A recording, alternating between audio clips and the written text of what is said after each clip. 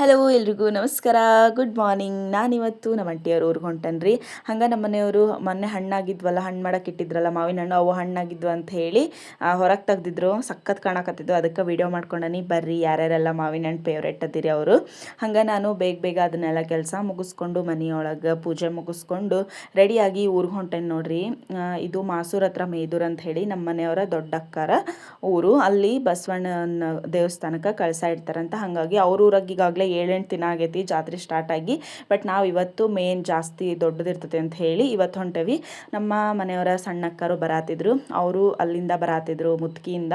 ನಾನು ಇಲ್ಲಿಂದ ಹೊಂಟಿದ್ದೆ. ಆಮೇಲೆ ಇಬ್ಬರು ಹೋಗಿ ಮಾಸೂರೊಳಗೆ ಕಾಂಟ್ಯಾಕ್ಟ್ ಆಗಿ ಆಮೇಲೆ ನಾವು ಅವ್ರ ಊರಿಗೆ ಹೋಗ್ತೇವೆ. ಯಾಕಂದ್ರೆ ನಾನು ಪ್ರತಿ ಸತಿ ಹೋಗ್ಬೇಕಾದ್ರೂ ಬೈಕ್ ಒಳಗೆ ಹೋಗಿರ್ತೇನೆ ರೀ, ಇಲ್ಲ ನಮ್ಮ ಮನೆಯವ್ರ ಜೊತೆಗೆ ಅವ್ರ ಫ್ರೆಂಡ್ ಕಾರ್ ಹೇಳಿರ್ತಾರೆ, ಅದ್ರೊಳಗೆ ಹೋಗಿರ್ತವೆ. ಹಾಗಾಗಿ ನಂಗೆ ರೂಟ್ ಗೊತ್ತಿಲ್ಲ, ಅವ್ರ ಮನೆಗೆ ಹೆಂಗೆ ಹೋಗ್ಬೇಕು ಎಲ್ಲಿ ಇಳಿಬೇಕು ಅಂತ ಹೇಳಿ.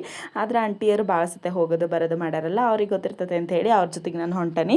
ಕೆಲವೊಂದು ರೂಟ್ಗಳನ್ನು ನೆನಪಿರ್ತಾವೆ, ಬಟ್ ನಂಗೆ ಮಿಸ್ ಆಗಿಬಿಟ್ರೆ ಒಂಥರ ಅದು ಅಸಹ್ಯ ಅನ್ಸ್ಬಿಡ್ತೈತಲ್ಲ. ಹಾಗಾಗಿ ನಾವು ಹೋಗೋಲ್ಲ, ರಿಸ್ಕ್ ತಗೊಳಲ್ಲ.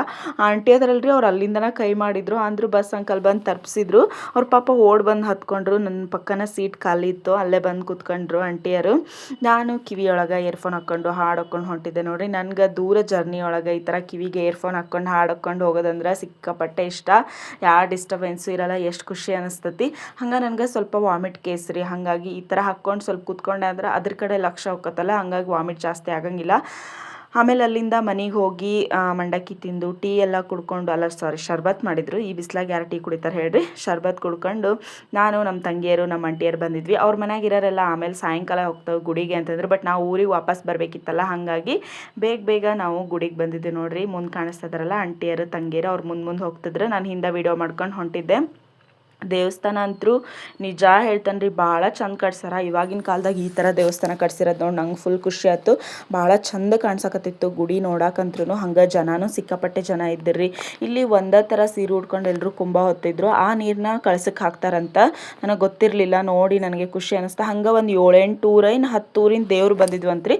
ಅವ್ರ ಊರಾಗ ಬಸವಣ್ಣ ಇರ್ತಾವಲ್ಲ, ಅವನ್ನ ತಗೊಂಬಂದು ಇಲ್ಲಿ ಮೆರವಣಿಗೆ ಮಾಡ್ತಾರೆ. ಭಾಳ ಚಂದ ಅನ್ನಿಸ್ತು.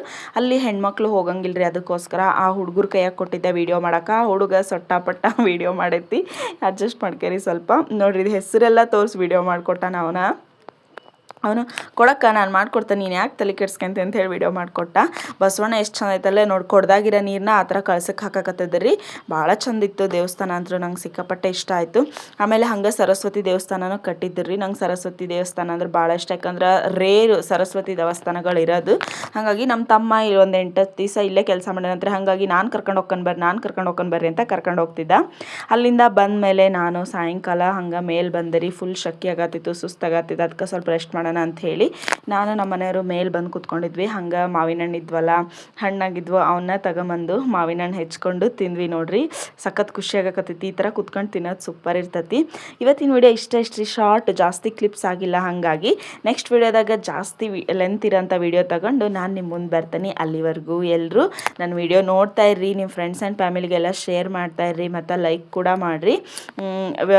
ಯಾರಿಗೆಲ್ಲ ಮಾವಿನ ಹಣ್ಣು ಫೇವ್ರೇಟ್ ಹೇಳ್ರಿ. ನನಗಂತೂ ಸಿಕ್ಕಾಪಟ್ಟೆ ಇಷ್ಟ. ಹಳ್ಳಿ ಒಳಗೆ ಹುಟ್ಟಿದ್ಕೂ ಸಾರ್ಥಕ. ಅದರೊಳಗೂ ಈ ಥರ ಮಾವಿನ ಹಣ್ಣು ಬೆಳೆಯೋರ ಮನೆಯಾಗ ಹುಟ್ಟಿರೋದಂತೂ ಇನ್ನೂ ಸಾರ್ಥಕ. ಯಾಕಂದ್ರೆ ನಮಗೆ ಫೇವ್ರೇಟ್ ಆಗಿರೋದು ಇಷ್ಟೊಂದು ಹೇರಳವಾಗಿ ಸಿಗ್ತತಿ ಅಂದ್ರೆ ಅದಕ್ಕಿಂತ ಖುಷಿ ಬೇರೆ ಏನೂ ಇಲ್ಲ. ಹಾಗಾಗಿ ಸೊ ಎಲ್ಲರೂ ಬರ್ರಿ ನಮ್ಮ ಮನೆಗೆ ಮಾವಿನ ಹಣ್ಣು ತಿನ್ನಂಗಿದ್ರೆ. ನಾನಂತೂ ಈಗ ಮಾವಿನ ಹಣ್ಣನ್ನ ತಿಂದು ಕೆಲಸ ಸ್ಟಾರ್ಟ್ ಮಾಡ್ಕೋಬೇಕ್ರಿ. ಕೆಲಸ ಸಿಕ್ಕಾಪಟ್ಟೆ ಐತಿ. ಬೆಳಗ್ಗೆ ಎಲ್ಲ ಬಿಟ್ಟು ಹೋಗೇನಲ್ಲ, ಬೆಳಗೋಗಿಳ್ಗವೆಲ್ಲ ಹಂಗೆ ಅದಾವು, ಹೋಗಿ ಕ್ಲೀನ್ ಮಾಡ್ಕೋಬೇಕು. ಸೀಸನ್ ಸ್ಟಾರ್ಟ್ ಆಗೈತ್ರಿ. ಇನ್ನೂ ಯಾರ್ಯಾರೆಲ್ಲ ಮಾವಿನ ಹಣ್ಣು ತಿಂದಿಲ್ಲ ಆದಷ್ಟು ಬೇಗ ಹೋಗಿ ಮಾವಿನ ಹಣ್ಣನ್ನು ತರಿಸ್ಕೊಂಡು ತಿನ್ನಿರಿ. ಸೀಸನ್ನು ವರ್ಷಕ್ಕೆ ಒಂದೇ ಸತಿ ಬರೋದು, ಅದಕ್ಕೆ